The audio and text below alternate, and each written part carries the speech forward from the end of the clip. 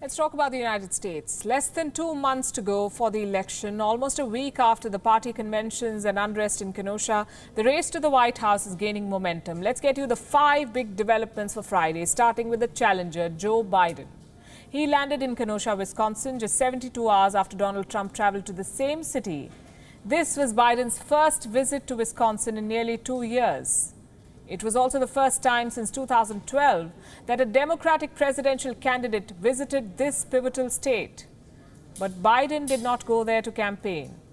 He was in Kenosha to do what Trump did not do: meet the family of Jacob Blake, the black man who was shot on the back by cops some 10 days back. The meeting happened in private. There were no cameras. But Biden did not just play to the galleries this time. He addressed the violence that Kenosha had witnessed recently. And he did not mince words in slamming rioters who pretended to be protesters. Listen to what he said. But none of it justifies looting, burning, or anything else. So regardless how angry you are, if you loot or you burn, you should be held accountable as someone who does anything else, period. It just cannot be tolerated across the board. What about the U.S. president? What has he been up to? Well, he's dealing with controversies, mostly of his own making. This time he's being criticized for asking people to vote, not once but twice. The U.S. president has urged the residents of North Carolina, a critical political battleground, to vote twice, once by mail and once in person. Trump says they must do so to avoid election fraud. His critics say this is illegal, but that's not how the president sees it. But send in your ballots, send them in strong, whether it's solicited or unsolicited.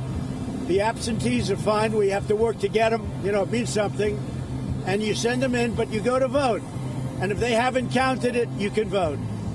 So that's the way I view it. Now let's get back to Joe Biden. He's triggering his own unique controversies. Delivering an address in Kenosha, the Biden gaffe machine got reactivated, and he almost rewrote history by telling the audience that it was a black man who invented the light bulb. Take a look. Why in God's name don't we teach history in history classes? A black man invented the light bulb, not a white guy named Edison. Why in God's name don't we teach history in history classes?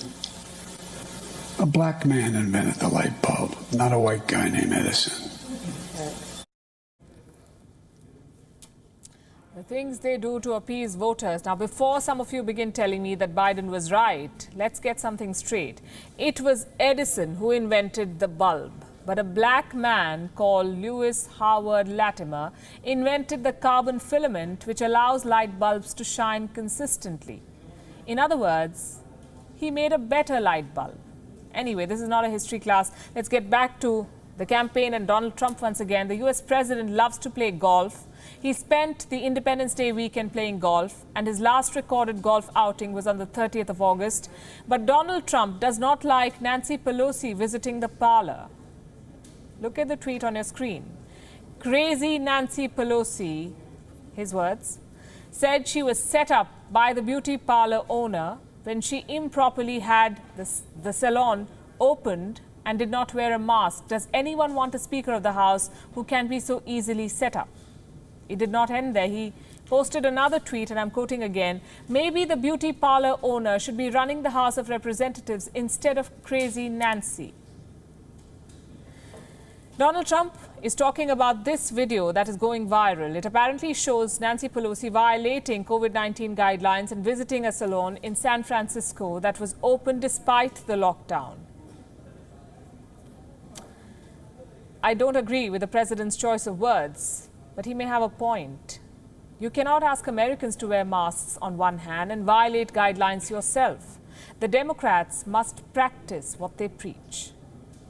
I just have my hair washed. I don't wear a mask when I'm washing my hair. Do you wear a mask when you're washing your hair? I always have a mask. I always have a mask. For me, for the people I'm encountering, but for my family as well. But I don't wear it when I'm getting my hair washed. And that picture is when I just came out of the bowl of getting my hair washed.